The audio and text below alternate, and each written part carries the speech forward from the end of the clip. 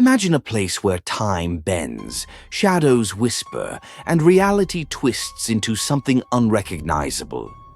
At St. Joseph Hospital in Illinois, nestled in the heart of the third floor, lies a corridor unlike any other, a passage that defies logic and leaves those who enter questioning their sanity.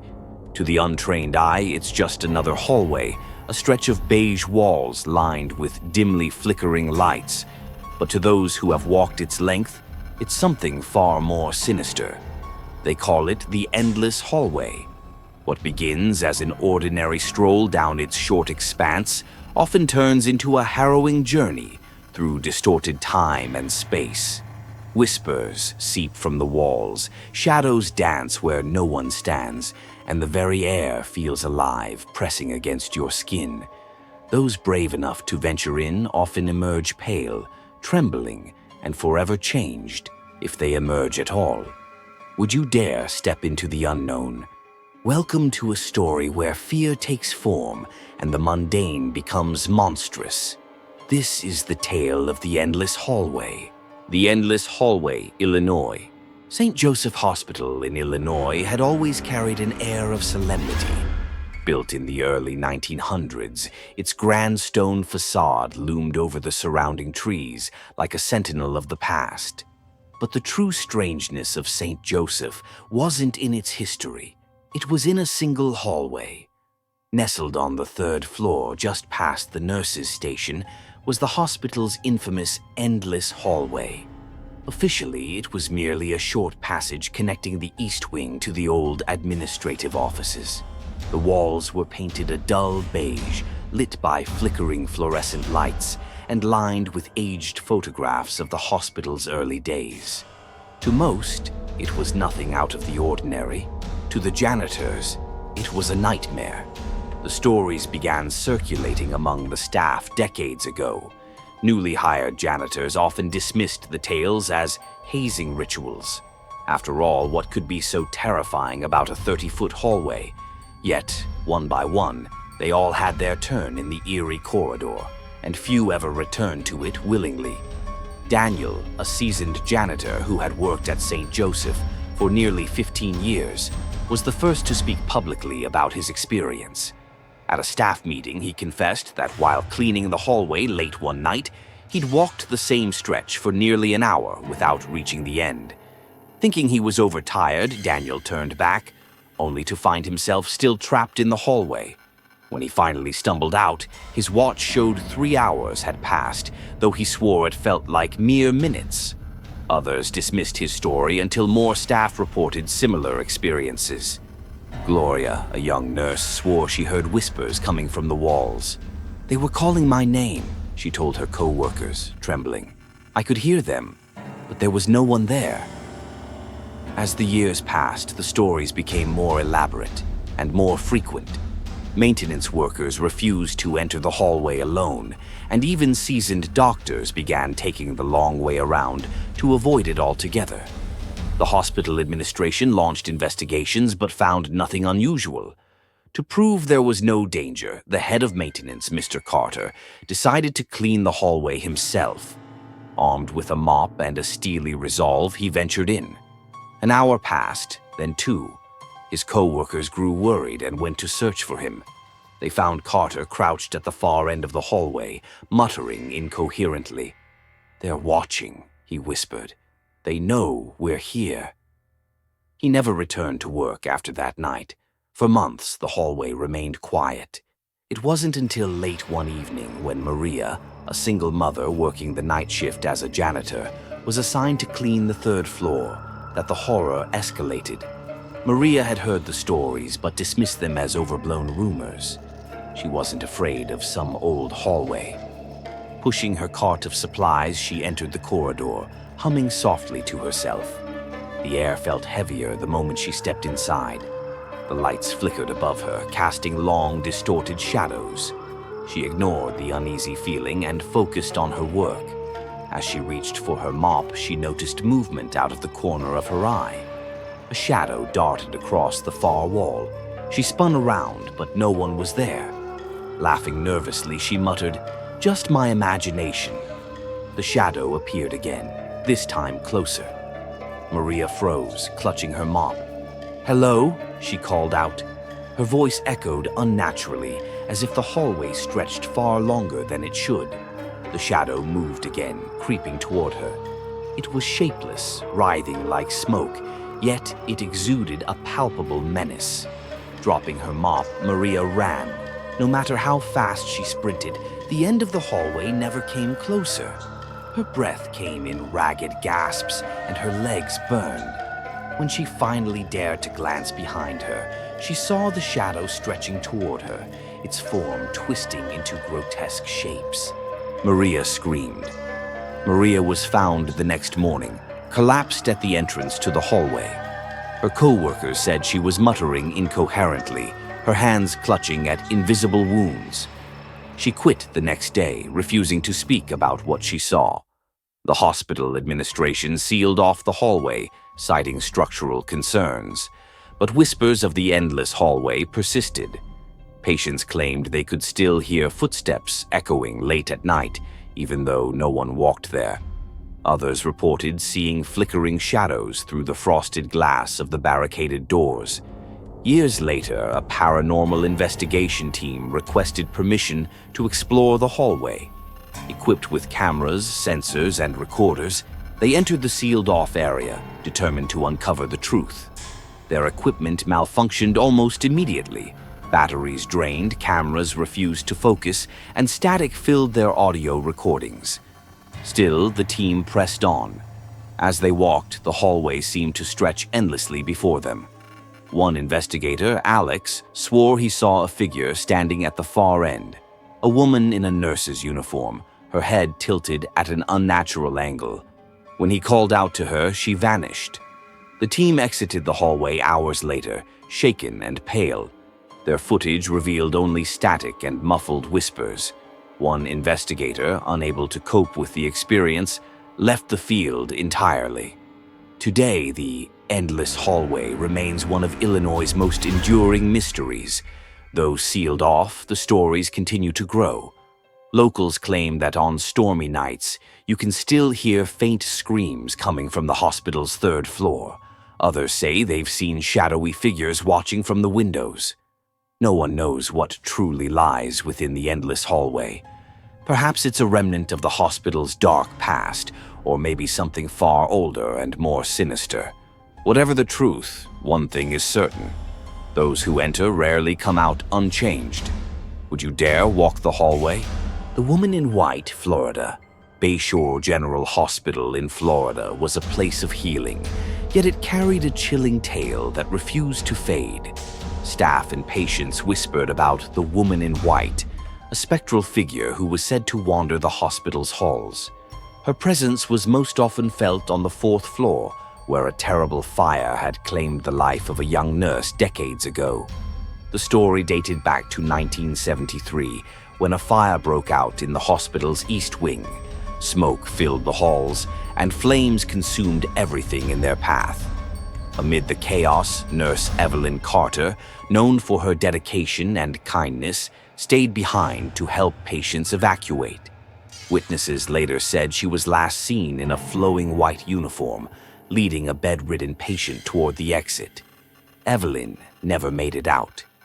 Her body was found days later in what remained of room 412, clutching a rosary. Her sacrifice was hailed as heroic, and a plaque was erected in her honor. But soon after the reconstruction of the East Wing, strange occurrences began. The first person to report seeing the Woman in White was a night nurse named Laura. While checking vitals during her shift, she noticed a figure standing at the far end of the hallway.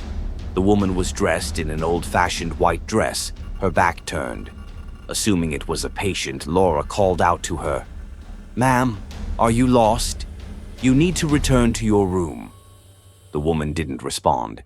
Instead, she glided into room 412. When Laura followed, the room was empty. She checked every corner, but there was no sign of anyone. Shaking her head, she blamed the incident on exhaustion. But Laura wasn't the last to see her. Over the years, reports of the Woman in White increased. Patients would wake in the dead of night, claiming they saw her standing by their bedside.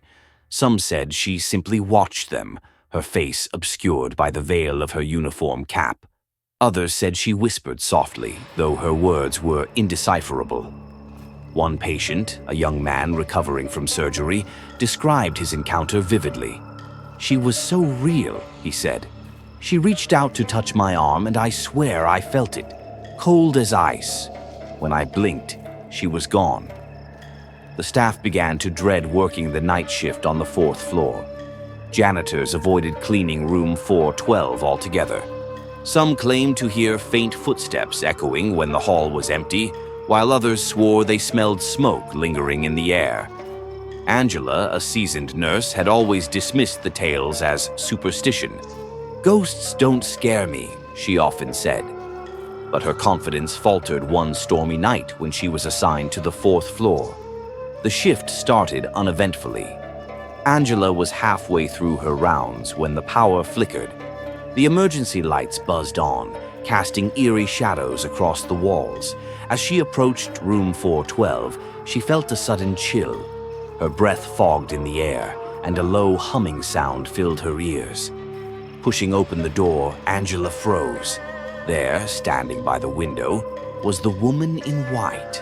Her back was turned, but Angela could see the outline of her cap and the delicate lace of her uniform. Summoning her courage, Angela stepped forward. "Can I help you?" she asked, her voice trembling.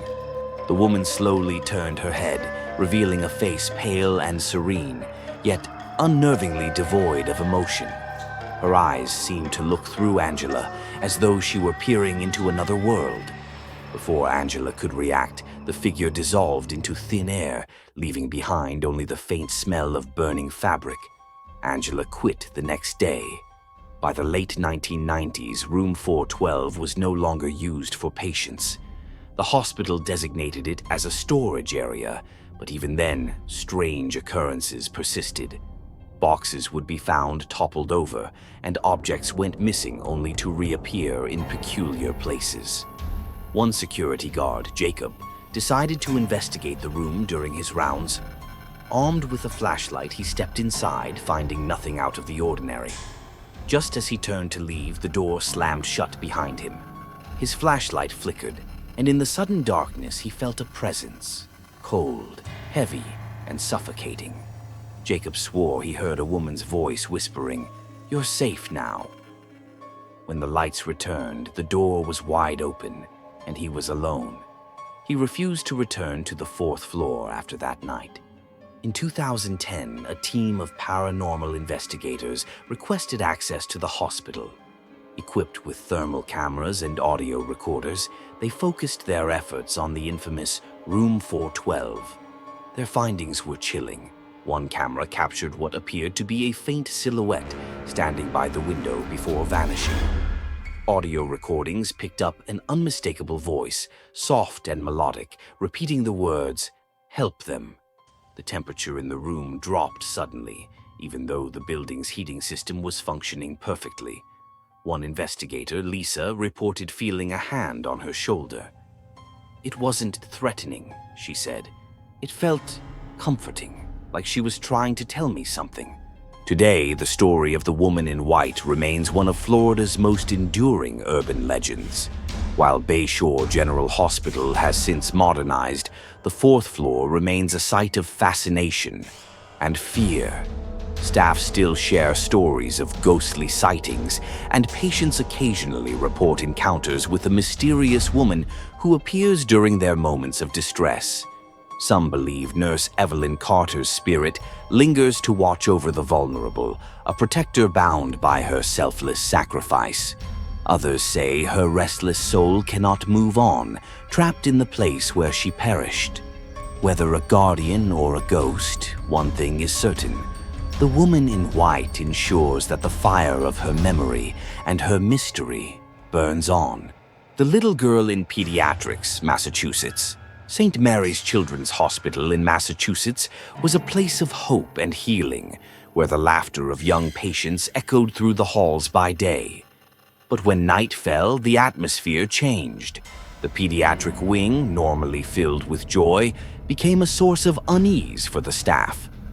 Whispers of a ghostly little girl in a white dress running through the hallways began circulating, sending chills down the spines of even the most skeptical employees. The first reports of the mysterious laughter came from night nurses working the graveyard shift.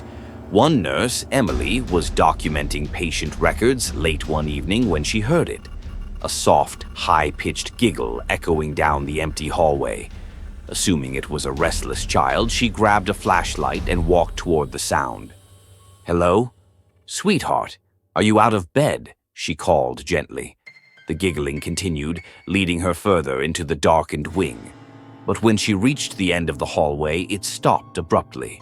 She shined her flashlight around, but the corridor was empty. Emily checked every room, finding only sleeping children and the quiet hum of medical monitors. Shaking her head, she returned to her desk, convincing herself it was her imagination. But the laughter returned the next night, and this time she wasn't the only one who heard it. Dr. Jameson, a seasoned pediatrician known for his no-nonsense demeanor, had always dismissed ghost stories as absurd. But one night, while walking to his office, he saw something that made him reconsider. As he passed by the empty playroom, a blur of movement caught his eye. He stopped and turned, catching sight of a little girl in a white dress darting across the hallway. Her bare feet made no sound on the cold tiles, and her dark curls bounced as she ran. "Hey, you shouldn't be out here," Dr. Jameson called after her, his voice firm but kind. The girl didn't respond. Instead, she disappeared around the corner. Frowning, he followed, expecting to find her hiding in one of the nearby rooms. But when he turned the corner, the hallway was empty. Every door was closed, and there was no sign of the child. Dr. Jameson spent the rest of the night trying to rationalize what he'd seen. Perhaps it was a trick of the light or exhaustion. Yet, deep down, he couldn't shake the image of the little girl's fleeting form. As the weeks went on, more staff began to report strange occurrences. Toys in the playroom would move on their own, rolling across the floor without explanation. Nurses found crayons scattered in the hallways, though no children had been allowed out of their rooms. One janitor, Marcus, described hearing the sound of skipping footsteps behind him as he mopped the floor late one night. When he turned around, there was no one there. But when he looked down, he saw faint, child-sized footprints trailing through the suds on the freshly cleaned floor. "I quit that same week," Marcus later told a local reporter. "There's something in that wing, and it's not just a story." Rumors began to spread among the staff that the ghostly girl was the spirit of a young patient who had died in the hospital many years ago. Her name, according to old records, was Lily Harper. She had been admitted in 1956 for a rare illness and had spent most of her short life confined to the pediatric wing. Lily loved to play with her dolls and draw pictures with crayons, leaving her artwork taped to the walls of her room. Tragically, Lily passed away at the age of 6. Her parents, overcome with grief, donated a wooden rocking horse to the hospital's playroom in her memory. Over time, the toy became a centerpiece of the pediatric wing until strange things began happening. The rocking horse often moved on its own, gently swaying back and forth even when the room was empty. Staff would find it in different places, as though someone had dragged it across the floor. One nurse swore she saw the horse rocking violently one night, as though an invisible force were playing with it. Sarah, a new hire on the night shift, hadn't yet heard the stories about Lily.